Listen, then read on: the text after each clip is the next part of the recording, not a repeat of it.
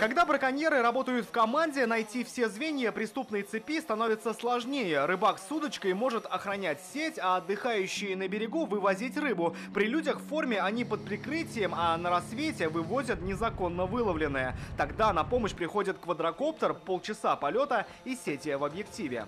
За это время реально найти браконьера, если мы знаем их местоположение. Только обычно выезжать приходится лично. С середины весны до середины лета регулярные рейды. Пока идет нерест, охотнадзор на страже водного мира каждый день вызволяет центнеры рыбы на икромете. Главное оружие браконьеров — такие безразмерные сети. Каждая в среднем по 90 метров крепятся друг к другу. Получаются сотни и сотни метров китайки, как ее презрительно называют приличные рыболовы. Они бесхозно плавают, и много рыб гибнет из-за этого.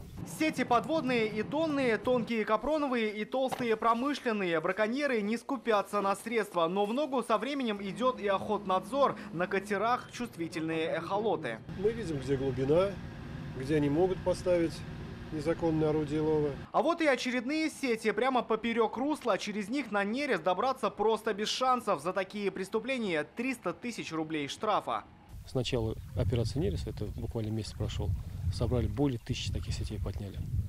Привлекли к ответственности более 500 человек. По словам специалистов, сети в среднем живут сутки, потом их снимают или охотнадзор, или сами браконьеры. Но на самых рыбных местах вскоре появляются новые. У камышей и в русле никогда не пусто. Рамиль Шайдуллин, Данил Филатов, ТНВ, Лаишевский район.